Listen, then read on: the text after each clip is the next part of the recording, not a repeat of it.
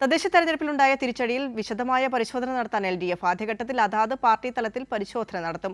തുടർന്ന് ജനുവരി ആദ്യവാരം ചേരുന്ന ഇടതുമുന്നണി യോഗത്തിൽ വിശദമായി ചർച്ച ചെയ്ത് തുടർ നടപടി തീരുമാനിക്കുമെന്ന് LDF കൺവീനർ TP രാമകൃഷ്ണൻ പറഞ്ഞു. തദ്ദേശ തെരഞ്ഞെടുപ്പിൽ പ്രതീക്ഷിച്ച നിലയിൽ വിജയം കൈവരിക്കാൻ LDFന് സാധിച്ചിട്ടില്ലെന്ന് മുന്നണി യോഗം വിലയിരുത്തി.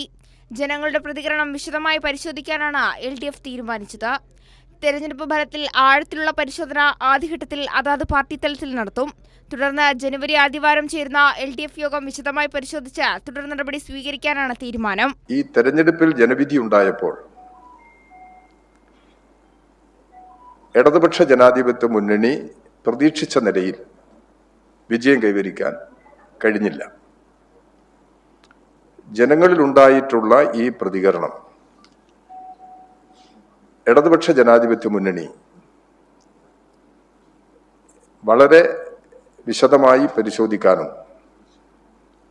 തെരഞ്ഞെടുപ്പിന്റെ ഫലം ആഴത്തിലുള്ള പരിശോധനയ്ക്ക് വിധേയമാക്കി. ഞങ്ങൾ ഇടതുപക്ഷ ജനാധിപത്യ മുന്നണി എന്തെങ്കിലും തിരുത്തലുകൾ വരുത്തേണ്ടതുണ്ടെങ്കിൽ അത്തരം കാര്യങ്ങളിൽ തിരുത്തൽ വരുത്തി മുന്നോട്ട് പോവുക എന്ന നിലപാടാണ് ഇടതുപക്ഷ ജനാധിപത്യ മുന്നണി പൊതുവെ സ്വീകരിക്കുന്നത്. എന്ന് പറഞ്ഞാൽ ജനവിധി മാനിച്ച് ഭാവി പ്രവർത്തനങ്ങൾക്ക് രൂപം നൽകി മുമ്പോട്ട് പോകും. ഈ ജനവിധി മാനിച്ച് പ്രവർത്തിക്കും എന്ന് പറയുമ്പോൾ ഒരു തരത്തിലുമുള്ള അവസരവാദപരമായ നിലപാടും ഇടതുപക്ഷ ജനാധിപത്യ മുന്നണി കേരളത്തിൽ സ്വീകരിക്കില്ല.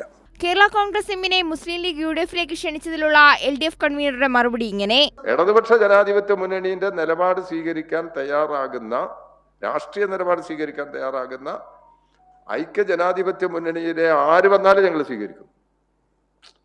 ഞാൻ അവരെ സ്വീകരിക്കാം. ഞാൻ അങ്ങനെ തയ്യാറുള്ള ആളുകളെ ഞാൻ ഇടതുപക്ഷ ജനാധിപത്യ മുന്നണിയിലേക്ക് ക്ഷണിക്കാം. അതുകൊണ്ട് അത് ക്ഷണിക്കാൻ അവകാശമുണ്ട് അവർക്ക്.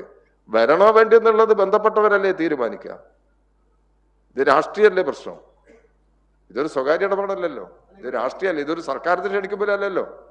LDFന്റെ അടിത്തറ ദുർബലപ്പെടുന്നുവെന്ന ഒരാശങ്കയുമില്ല. അടിത്തറ ബലപ്പെടുത്തുന്ന നിലപാട് സ്വീകരിച്ചാണ് LDF മുന്നോട്ട് പോകുന്നതെന്നും LDF കൺവീനർ വ്യക്തമാക്കി. കൈരളി ന്യൂസ്, തിരുവനന്തപുരം.